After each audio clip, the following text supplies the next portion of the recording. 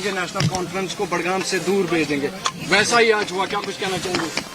دیکھیے یہ جیت ہماری اکیلے کی جماعت کی نہیں ہے بلکہ پورے بڑگام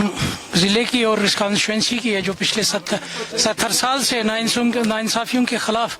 اپنا احتجاج درج کر رہے تھے، اپنے غم و غصے کا اظہار کر رہے تھے۔ آج ان کو موقع ملا بصورت ووٹ وہ احتجاج درج کرنے کا اور یہاں پر بدلاؤ کا جھنڈا گاڑنے کا۔ اگر صاحب مشکلات کافی چیف منسٹر کے ساتھ ساتھ جتنے بھی MLAs تھے وہ کیمپیننگ میں لگائے، لیکن اس کے باوجود ہار دیکھنے کو ملی۔ کیا ہم یہ کہہ سکتے ہیں کہ جیسے لوگوں کے ساتھ وعدے کیے گئے تھے اس کا جواب آج بڑگام نے شروع کرنا؟ دیکھیے گنڈا گردی کی ایک ایکسپائری ڈیٹ ہوئی ہے اور نیشنل کانفرنس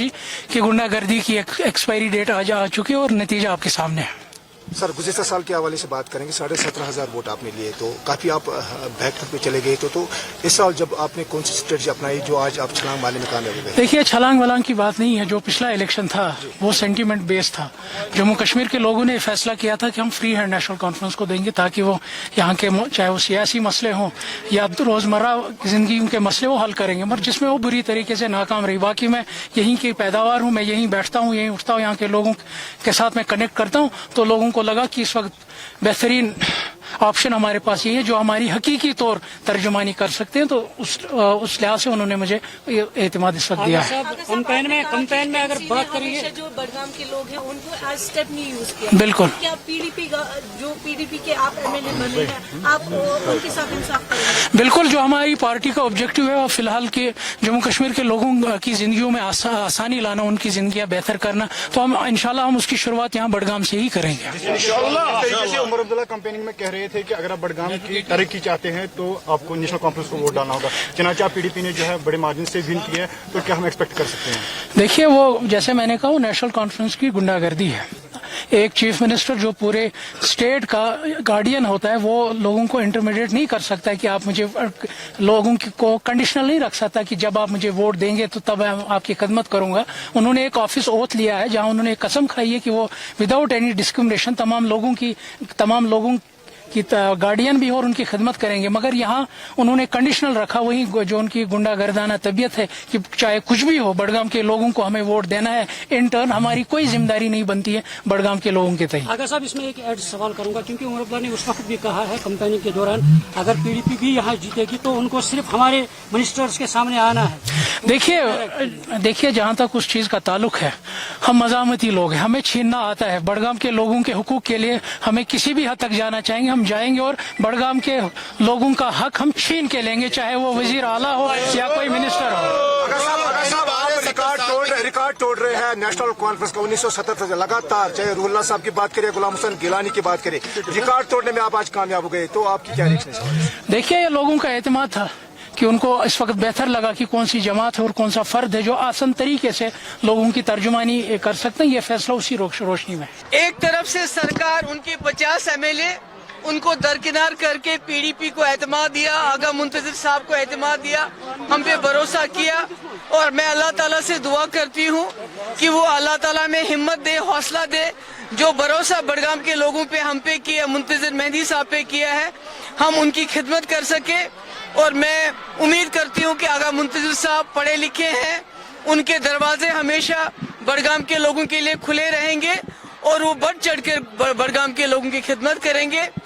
آج ہمارے لیے خوشی کا دن ہے، مگر اس خوشی میں کہیں نہ کہیں بدمزگی یہ ہے کہ جو حال ہی میں دلی میں سانیہ ہوا جس میں کئی لوگوں کی جانیں گئی اور پورے ملک کے حالات جو ہیں سوگوار ہیں، اس کا نتیجہ یہ نکلا کہ آج بالخصوص کشمیر میں چھاپے پڑ رہے ہیں۔ ہم اس کے خلاف نہیں ہیں کہ جو اس میں ملوث تھے ان کے خلاف آپ ایکشن لیجئے، مگر ان لوگوں کے دوست احباب، ماں باپ، بھائی بہن، جس طرح پکڑ دکڑ کا ماحول ہے، بالخصوص وادی کشمیر میں ایک ڈر اور خوف پیدا ہوا ہے۔ تو میں امید کرتی ہوں کہ امت شاہ صاحب نے یہ کہا تھا کہ قانون اپنی کارروائی کرے گا اور سخت کارروائی کرے گا، ہم بھی چاہتے ہیں سخت کارروائی ہو پر قانون کے مطابق ہو۔ کسی کو گھر کو جہاں اس کے بوڑھے ماں باپ رہتے ہیں جن کا اس حادثے کے ساتھ کوئی لین دین نہیں ہے، اس کو اڑا دینا، دوستوں کو گرفتار کرنا، ان کی پکڑ دکڑ کرنا، رشتہ داروں کو پکڑ دکڑ کرنا، میں سمجھتی ہوں یہ قانون کے خلاف ہے، یہ نہیں ہونا چاہیے۔ تھینک یو سو مچ۔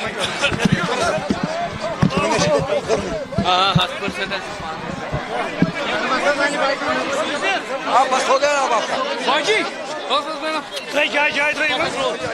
नहीं आया ना, नहीं आ रहा है, बस ठीक है नहीं आई बाइट, थोड़ा बचाओ बाइट ही नहीं आई मैम, बाइट ही नहीं है मैम। 2 मिनट क्या करूं बताओ, यहाँ इतने सारे लोग हैं, क्या करूं? मैम, astonishment है पीडीपी के लिए। इतने सालों के बाद पहली बार पीडीपी की सरकार ये पीडीपी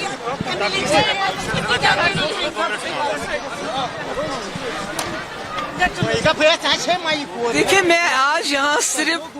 बड़गाम की कॉन्स्टिट्यूंसी लोगों का शुक्रिया अदा करने आई हूँ, अपने वर्कर्स का शुक्रिया अदा करने आई हूँ, और ये साथ में बड़गाम के लोगों को जिन्होंने नेशनल कॉन्फ्रेंस की सरकार को 50 एमएलए को दरकिनार करके पीडीपी पे अपना एतमाद दिखाया, भरोसा दिखाया, और मैं उम्मीद करती हूँ और अल्लाह ताला से दुआ करती हूँ कि हमें हिम्मत दे, हौसला दे, ताकि हम बड़गाम लोगों के भरोसे पे उरा उतरे, उनकी खिदमत कर सके।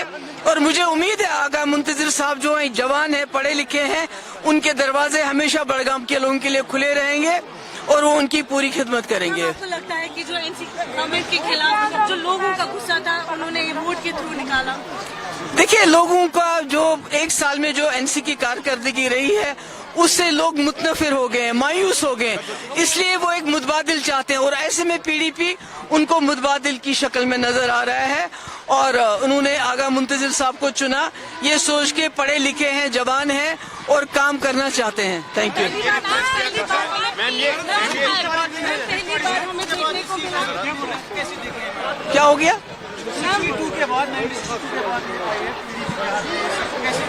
नहीं, 60-70 साल के बाद बड़गाम के लोगों ने जो भरोसा और यकीन